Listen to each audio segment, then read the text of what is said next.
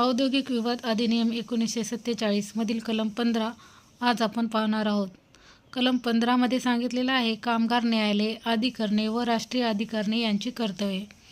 ज्यावेळी एखादा औद्योगिक विवाद कामगार न्यायालय, अधिकरण किंवा राष्ट्रीय अधिकरण यांच्याकडे निर्णयार्थ निर्देशित करण्यात आला असेल, त्यावेळी ते त्यावर सत्वर कार्यवाही करतील आणि असा औद्योगिक विवाद निर्णयार्थ निर्देशित करणाऱ्या आदेशामध्ये विनिर्दिष्ट केलेल्या कालावधीच्या आत किंवा कलम 10च्या पोट कलम 2 क च्या दुसऱ्या परंतु का अन्वये वाढून दिलेल्या आणखीन कालावधीच्या आत आपला निवाडा समुचित शासनाला सादर करतील.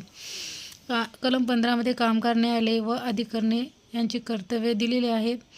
त्यांनी तत्पर कार्यवाही करायचं जो आपल्याकडे औद्योगिक विवाद निर्देशित केलेला आहे त्या बाबतीत. आणि कलम 10च्या पोट कलम 2 क च्या दुसऱ्या परंतु काने वाढून दिलेल्या आणखी कालावधीच्या आत वाढून जर कालावधी दिलेला असेल तर त्याच्या आत आपला निवाडा समुचित शासनाला सादर करतील.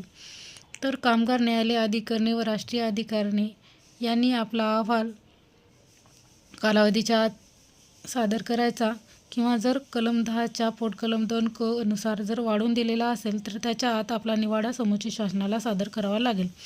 कलम 16 मध्ये सांगितलेले अहवाल किंवा निवाडा यांचे स्वरूप. मंडळाचा किंवा न्यायालयाचा, कामगार न्यायालय, अधिकरण किंवा राष्ट्रीय अधिकरण यांचा निवाडा हा लेखी स्वरूपात असेल आणि त्यावर पीठासीन अधिकाऱ्याची स्वाक्षरी असेल, परंतु मंडळाच्या किंवा न्यायालयाच्या कोणत्याही सदस्याला अहवालाबाबत किंवा त्यात केलेल्या कोणत्याही शिफारशीबाबत भिन्न मत नोंदवण्यास या कलमातील कोणत्याही गोष्टीमुळे प्रतिबंध होतो असे मानले जाणार नाही. कलम 16 मध्ये अहवाल किंवा निवाडे यांचे आपल्याला स्वरूप सांगितलेले आहे. त्यामध्ये सांगितलेले आहे, मंडळाचा किंवा न्यायालयाचा, कामगार न्यायालय, अधिकरण किंवा राष्ट्रीय अधिकरण याचा निवाडा हा लेखी स्वरूपात असेल आणि त्यावर पीठासीन अधिकाऱ्याची स्वाक्षरी असेल. कोणताही अहवाल मंडळाचा असो, न्यायालयाचा असो किंवा कामगार न्यायालयाचा किंवा अधिकरणांचा असेल किंवा राष्ट्रीय अधिकरणाचा असेल, त्या लेखी स्वरूपातच पाहिजे आणि त्याच्यावर पीठासीन अधिकाऱ्याची स्वाक्षरी पाहिजे.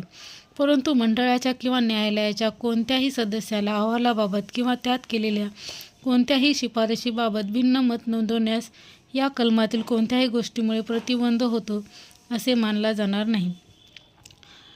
मंडळाला किंवा न्यायालयाला किंवा त्याच्यातल्या कोणत्याही सदस्याला अहवालात केलेल्या कोणत्याही शिफारशीबाबत भिन्न मत नोंदवण्यास या गोष्टीमुळे प्रतिबंध होतो असे मानले जाणार नाही असं सांगितलेलं आहे. म्हणजे भिन्न मत मांडल्याला प्रतिबंध होतो असे आपण म्हणू शकतो.